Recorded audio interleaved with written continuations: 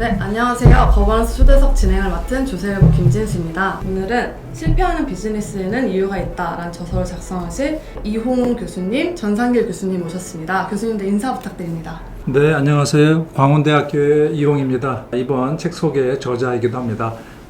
감사합니다. 한양대학교 에리카 캠퍼스 경영학부에 있는 전상길 교수입니다. 이홍 교수님과 함께 공동 저술의 일부를 맡았습니다. 감사합니다. 두 분께서 이 책을 이제 집필을 하셨는데요. 답은 비즈니스 모델에 있다라는 주제로 실패하는 비즈니스는 이유가 있다라고 설명을 하고 계시는데요. 우선 이 저서를 집필하게 되신 배경이 궁금합니다. 선생들은 네. 저 호기심이 많아요. 우리 전상길 교수님도 마찬가지지만 저도 기업의 흥망성쇠 어떻게 보면 잘하는 기업도 있지만 어려워지는 기업들이 더 많죠, 사실은. 그 기업들이 왜 어려워질까 하는 것들에 대한 궁금증을 항상 가지고 있었는데 그런 것들을 이제 모아서 궁금증만 있으면 안 되잖아요. 그거에 대한 증거물들을 실패 사례, 또 성공 사례 이런 것들 쭉 모으다 보니까 이걸 참 정리하면 좋겠다라고 하는 생각이 들어서 책을 집필하게 되었습니다. 네, 전 교수님 혹시 있으세요? 예, 좀 추가하자면 먼저 이 책은 그 기본적인 프레임워크는 한국의 경영학계의 그 지식 경영학자의 대부이신 이홍 교수님께서 프레임워크를 만들어 주셨어요. 저 개인적으로는 여기에 같이 참여해서 집필하게 된 것은 큰 영광이라고 생각하고 있고요. 저는 이 교수님이 만드신 프레임워크를 좀 빠진 부분은 없는지, 더 채워야 될 건 없는지, 새로운 사례 개발할 건 없는지 관점에서 나름대로의 조명을 했고, 하나는 이거는 제가 전에부터 가지고 있었던 본질적인 이유인데, 대부분의 우리 한국의 경영학자들이 미국이나 일본으로부터 이론을 수입하는 그런 형국입니다. 우리는 어쩌면 학문적 종속 시대에 살고 있는데, 이번에 이 책은 우리가 주체가 돼서 한국적 경영 이론 개발을 한 새로운 시도라고 생각해서 지금 일본어로도 지금 번역이 준비되고 있고, 3개 대학이 일본의 3개 대학 교수님이 붙었습니다. 네. 그리고 우즈베키스탄 말로 지금 100페이지가 번역이 돼 있고, 중국말로도 지금 착수가 돼 있어요. 이제 아직 영어를 번역할 사람을 못 찾고 있는, 그만큼 저희 두 사람이서 고민의 그 결실을 세계화시킬 그런 각오를 하고 집필을 했다고 보시면 되겠습니다. 네, 어쩐지 책 내용이 아주 꽉 차 있더라고요. 근데 좀 저는 신기했던 게 이렇게 하면 성공한다가 아니라 이렇게 하면 실패한다. 그러니까 실패하지 않는 방법 알려주겠다라고 말씀하고 계시는 것 같아요. 비즈니스에 있어서 실수와 실패를 구분하는 게 중요하다고 강조를 하셨는데요. 경영의 실수로 인해서 기업 가치가 훼손된 기업이 있다면 어떤 게 있을까요? 기업들이 실수 많이 해요. 네. 실패도 많이 하고요. 근데 이제 굳이 뭐 비슷하게 생겨먹은 단어로 왜 구분하느냐 이렇게 얘기하실 수도 있겠지만, 실패는 누구에게나 열려있는 어떤 확률입니다.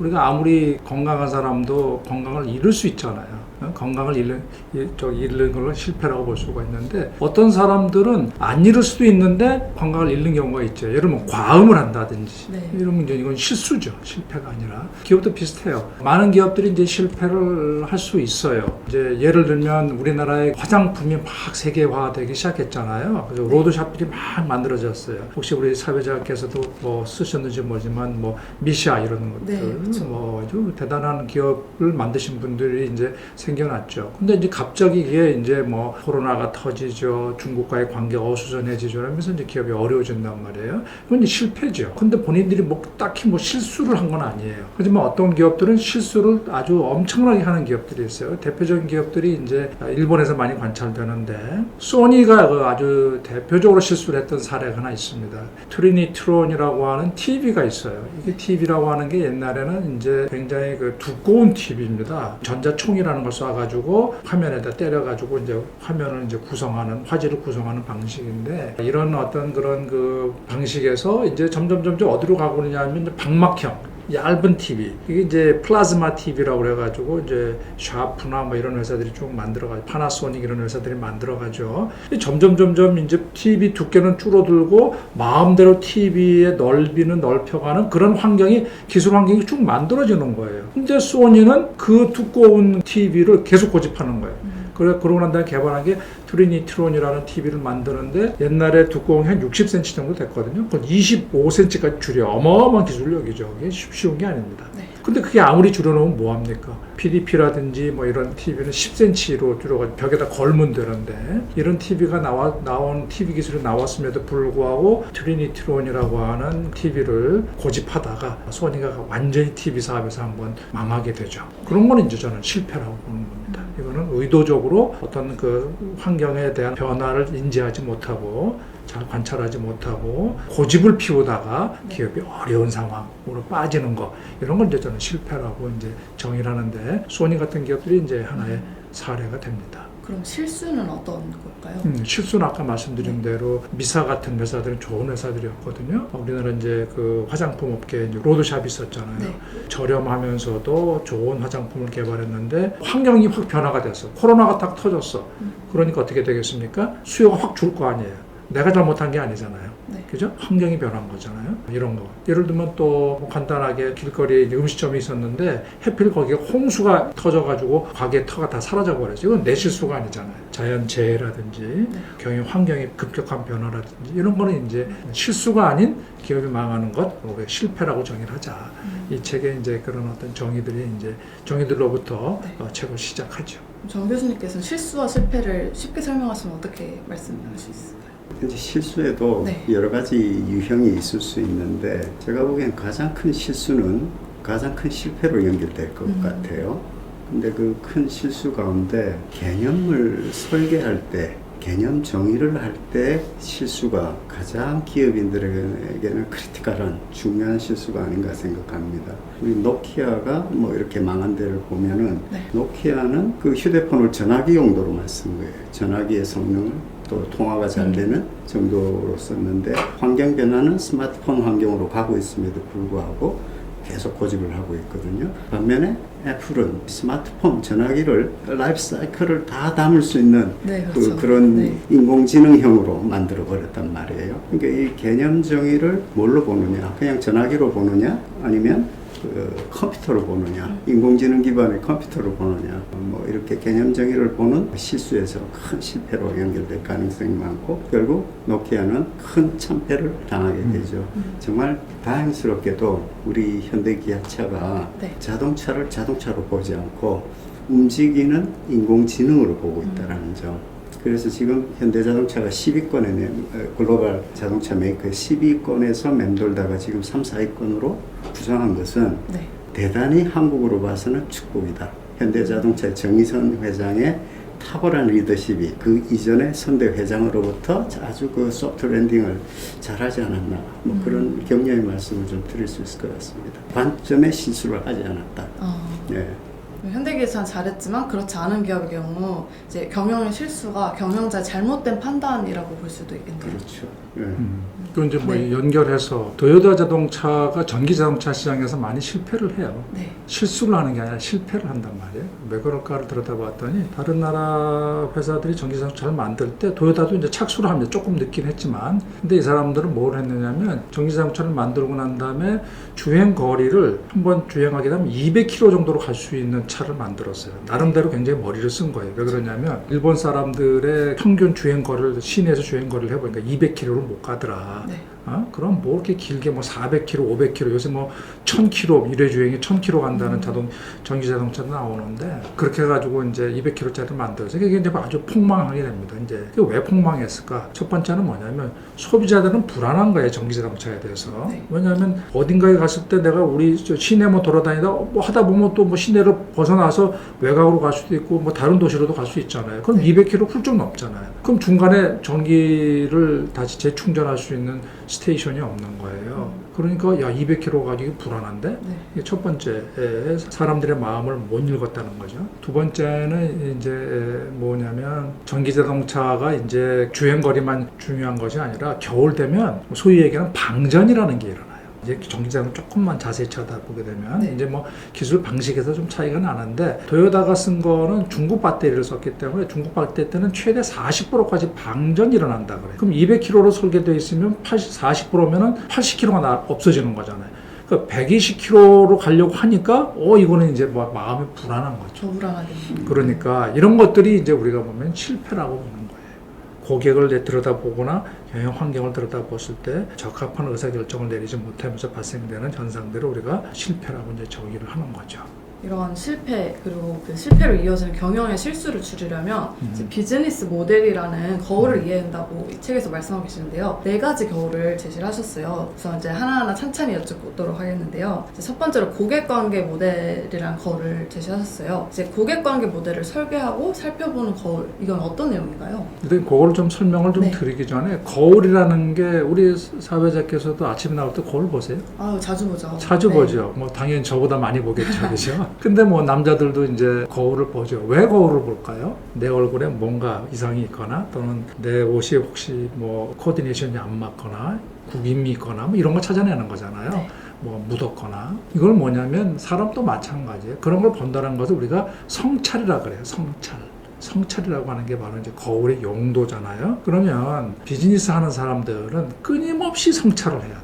성찰이 이제 4가지의 거울이 있어야 된다라고 하는 게 이제 이 책에서 주요한 안점인데, 첫 번째가 고객을 잘 관찰하고 그들로부터 성찰을 얻어라는 게 고객 거울이고, 네. 두 번째가 내가 고객이 원하는 걸 잘 만들어 주고 있나, 고객 가치를 만들어내는 프로세스에 대한 성찰이고, 세 번째가 그렇다고 너무 돈을 많이 들이면 안 되잖아요. 적정한 비용을 가지고 내가 비즈니스 하고 있는가를 다시 한번 성찰해 보는 게 이제 비용과 관련된 거울이고, 내가 제대로 수익을 건강한 방법으로 내가 창출하고 있는가를 보는 게 수익에 대한 부분이란 말이에요. 그러니까 4가지 거울을 이제 얘기를 하는 거예요. 그럼 첫 번째가 뭐냐면 고객 거울이죠. 네. 자, 이걸 좀 쉽게 좀 설명을 드리자면, 우리 이제 음식점 같은 데 가잖아요. 거기 이제 오너들이 다 있잖아요. 네. 그죠? 뭐 종업원도 있고 오너도 있는데, 특히 이제 오너 관점에서 들여다보면 어떤 오너들은 고객이 자기 음식점에 와가지고 뭘 먹긴 먹는데 관찰을 안 해요. 그냥 자기 일만 하고 돌아다니고 안 하고 뭐 그 사람이 뭐 어떤 뭐 불만이 있던 뭐 반찬이 비어 있던 뭐 아무 상관은 없고 그냥 자기 카운터에 서가지고 종업원이 알아서 하겠지. 이런 사람들은 고객에 대한 거울이 없는 사람입니다.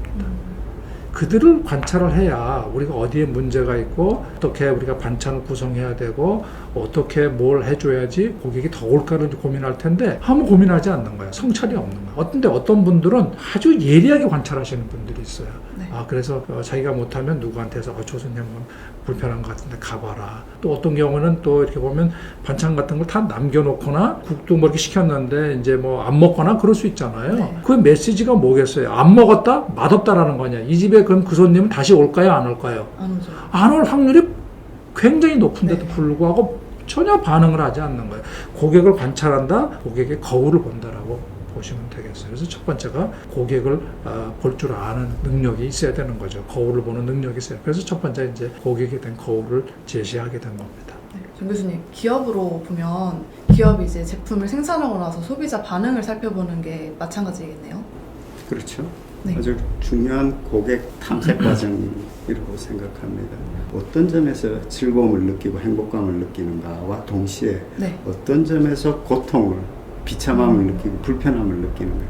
이 비율 관계를 머릿속에서 늘 생각하는 게 기업인들의 역할입니다. 고통점이 많다. 네. 빨리 그거를 고객에 대한 접근 전략을 다시 해야 될 것입니다.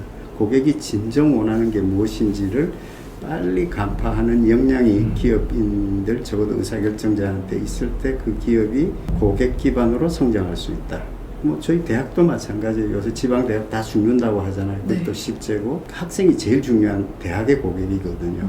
이분들의, 이 학생들의 고민이 뭔지, 이 학생들의 그 불만 요인이 뭔지, 학생 성공을 위해서 대학이 뭘 해주었는지를 성찰을 해봐야 돼요. 그래서 산학협력 기회도 많이 주고, 그리고 다양한 융복합 프로그램도 제공해주고, 네. 뭐 이런 식으로 해서 학생들을 키워주는 것이 다시 학생들이 지원하게 되는 계기가 되죠. 그래서 이 책은 기업뿐만 아니라 조직이라는 이름의 모든 조직에는 대학 포함, 공공부문, 민간부문, 네. 할 거 없이 다 적용될 수 있는 아주 중요한 툴이다. 제가 오세훈 시장님한테도 보내드리고 또 몇몇 장관님들한테도 이 책을 꼭 보시라고 제가 드렸습니다. 그렇죠. 뭐 시민한테도 적용되고 국민한테도 네. 적용되는 이야기가 네, 같아요. 네. 그리고 또 이제 기업의 경우 이제 고객이 주주가 되는 그 상장 회사의 경우에는 이제 고객이 주주가 될 수도 있고 또 주주가 고객이 될 수도 있잖아요. 고객을 이제 주주로 확장을 해본다면 기업과 주주의 관계는 이 거울에 비춰보면 어떻게 형성되는 게 바람직할까요?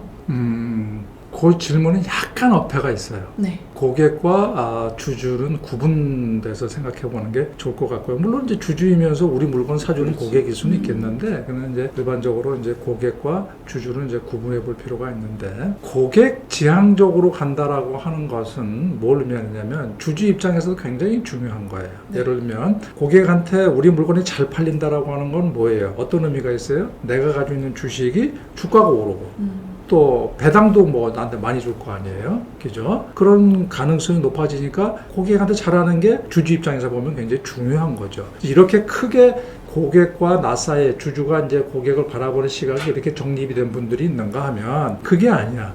주주만 중요해. 그러면 이제 어떤 일이 벌어지겠어요? 여러 가지 이제 부작용이 일어나죠. 그 대표적인 부작용이 뭐냐면 네. 우리나라의 그 아이들 이렇게 가습기 있잖아요. 거기에 살균제를 넣었잖아요. 네. 근데 대단한 아이디어가 좋죠. 왜냐하면 주부들이 그거 해가지고 가습기에서 이제 곰팡이 피고 이런 거 닦아내고 하려면 정말 힘들어요. 그냥 간단하게 뭐 소량의 약만 부으면 이제 걔가 살균작용이 있어서 한다라고 하는 건데, 이게 어떻게 됐어요? 아이들까지 상해를 시키는 이상한 일이 벌어져 버린 거잖아요. 근데 이미 이거는 실험 단계에서 그게 다 그럴 확률이 굉장히 높다라고 하는 걸 지들도 알고 있었어요, 기업들이. 네. 그래서 그걸 출시하면 안 되는 거죠. 그죠? 여러 가지 동물 테스트라든지 이런 걸 인체에 굉장히 아주 좋지 않다라고 하는 것이 이제 자기네들도 알고 있었던 건데 재판 결과를 들여다보면 이제 그렇다는 얘기입니다. 근데 이제 그럼에도 불구하고 이제 그게 시중에 나와가지고 엄청난 어떤 사회적 무리를 경험하게 되죠. 그럼 뭡니까? 주주 입장에서 나와가지고 돈 안 쓰고, 왜냐면 임상 실험을 한다는 건 돈이 엄청나게 들어가요. 돈을 아껴버린 거죠. 그러다 보니까 그 물건이 나갔는데 결국은 그 회사가 데미지를 입고 폭망하면서 주주 다 망하고 네. 그 기업 사라지고, 이런 거는 우리가 주주만 내가 중요하다라고 보는 것은 굉장히 위험한 사고다라고 하는 거죠. 주주는 반드시 고객과 주변 환경과 같이 어울리면서 그 주식의 가치가 올라가고 내 배당금이 올라갈 수 있도록 하는 게 굉장히 중요하다. 따라서 주주들도 저희 책을 좀 네. 참고해 보시면, 저는 이제 그런 바람이 있어요. 이 책을 찬찬히 잘 읽어보시면 주주라고 하는 분들이 이제 뭐 오너나 이런 분들은 계속 그 기업의 주식을 가지고 있겠지만 또 상장된 주식은 사고 팔고 하잖아요. 네. 그럼 내가 뭐 얼마 안 되지만 삼성전자 주식을 샀다면 나도 오너가 되는 거잖아요. 주식 소유자가 되는 거잖아요. 그렇죠. 부분 소유자죠. 이런 거로 할 때 그럼 내가 삼성전자를 살까 말까요? 라를 고민할 때 그 기업을 분석하는 도구가 될 수 있겠다. 장기적으로. 그죠? 그러면 이런 기업들을 사게 되면 훨씬 더 내가 앞으로 돈을 벌 확률이 굉장히 높겠네, 배당도 많이 나오겠네, 주가가 오르겠네 하는 그런 도구로도 사용될 수 있는 거예요. 그래서 이제 첫 번째 거울에서 주주는 반드시 이 기업이 고객들을 어떻게 대하고 경영하는지를 첫 번째로 볼 필요가 있는 거죠. 그러면 주주가 어떤 기업에 투자하기 전에 그 기업이 고객관계 모델이랑 거울을 잘 보고 있는지를 확인을 해야 돼요. 그게 굉장히 중요한 겁니다. 아주 첫 번째로 중요한 거예요. 그걸 어떻게 볼 수 있을까요? 뭐 어떻게 볼 수 있다고 하는 게 아니라 이제 그거는 관찰하기 쉬워요. 상대적으로 이제 예를 들면 첫 번째는 매출 데이터라고 하는 게 뭐예요? 매출이 잘 난다라고 하는 것은 네. 꾸준히 잘 난다라고 하는 것은 뭐겠습니까? 고객들이 선택했다. 선택했다는 거잖아요. 그 다음에 매출 이익률이 높다는 것은 가격을 비싸게 받아도 나한테 주는 게 많으니까 선택했겠죠. 장기적으로. 그런 기업들이 이제 바로 우리가 보통 얘기하는 재무제표에서 나오는 여러 가지 지표들이 있어요. 네. 뭐 이런 것들을 들여다보면 예를 들면 보세요. 우리나라 농신라면은 뭐 어마어마하잖아요. 뭐 전 세계적으로. 하지만 이 회사에 가면 이게 성장한다는 건 뭐예요? 고객들이 농신라면을 사서 먹는 되는 거잖아요. 네. 그런 것들을 들여다보면 생각보다 쉽게 관찰할 수 있어요. 억지로 다른 생각을 가지고서 들여다보니까 다른 시각으로 들여다보니까 이제 그런 게 안 보일 뿐이죠. 그래서 이제 우리가 이제 고객을 알 수 있는 거, 그다음에 또 이제 뭐 간단하게 알 수 있는 것들은 뭐냐면 네이버 하시죠, 우리. 네. 네이버에 보게 되면 하다못해 뭐 우리가 여행을 갔는데 음식점을 찾잖아요. 네. 그럼 네이버에 보면 평점 다 있잖아요. 네. 물론 그게 반드시 뭐 절대적인 건 아니지만 평점을 올릴 만한 뭐 사람들이 이제 그 음식점을 몰려간다라고 하는 것은 뭐예요? 유망하다라는 걸 의미하는 거잖아요. 길거리 가다 보면은 이렇게 보면 우리 저 음식점이 있는데 차가 한 대도 안 서 있어. 아무도 안 들어가잖아요. 차 서 있는 데 들어가잖아요. 그러니까 그런 시그널을 고객들은 보낸다라고 하는 거예요. 그런 것을 보는 눈을 키우면 고객들이 그 어떤 특정 기업에 대해서 어떻게 반응하는지를 알 수가 있는 거죠. 네, 그렇군요. 네, 그럼 두 번째 거울 여쭤볼까요? 두 번째 거울로 이제 가치 생성 모델을 제시하셨는데요. 기업이 경쟁자를 압도하거나 고객이 선택할 수밖에 없는 그런 킬러 역량을 갖추려면 어떤 노력이 필요할까요? 킬러 역량 말씀하시겠어요? 네, 정 교수님께서. 먼저 책에는 이제 복잡하게 설명해요. 제가 이제 기호로 표시하면 Q 제곱, CD A 제곱, E 이런 걸 쓰는데 Q 제곱이라고 하는 건 Q가 두 개 겹쳐져. 하나는 이제 quality, 네. 다른 하나는 quantity. 양. 이게 이제 가장 핵심적인 단어예요. 이걸 좀 쉽게 설명을 하면 어떤 음식점 같은 데서는 작지만 맛있게 하는 데가 있잖아요. 네. 그죠? 그게 퀄리티가 높은 집이에요. 근데 그런 집들은 단체 손님 못 받잖아요.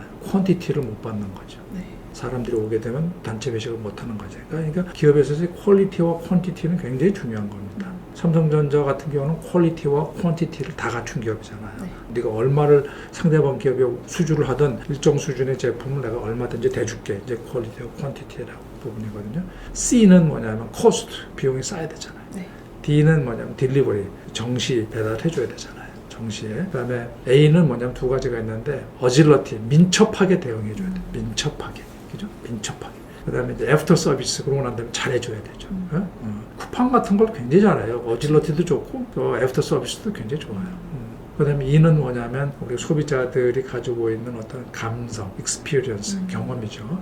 경험을 관리해 주는 거죠. 끝에까지 책임져 주는 거죠. 제품이 끝장을 볼 때까지 네. 그 전체 과정을 설계하는 건데. 그러면 이거를 한 기업이 다 한다고 생각해 보세요. 비용이 어마어마하게 들 거 아니에요. 그죠? 그러니까 그 중에서 일부를 선택하는 거. 그게 킬러예요. 제가 쿠팡 얘기했지만 네. 아침에 새벽 배송하는 데가 어디죠? 혹시 컬리. 해보셨어요? 네. 네. 마켓컬리. 마켓컬리. 마켓컬리가 그 많은 것들을 쿠팡하고 대적하면요, 마켓컬리는 망해요. 그러니까 자기네들이 할 수 있는 거예요. 새벽에 집중적으로 하겠다. 그게 킬러 역량이에요.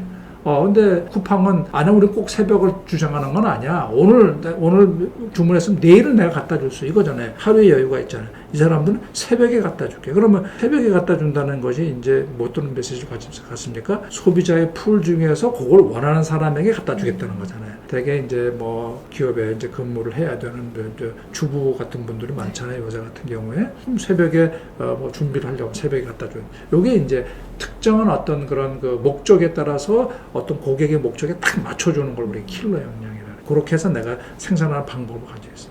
동진 볼트라는 회사가 이제 제 책에 소개되고 있는데 볼트 너트 만드는 회사예요. 전 세계에서 가장 흔하게 쓰는 게 볼트 너트예요. 부품으로 보면. 네. 굉장히 많다는 얘기죠. 공급자가. 대한민국도 굉장히 많고.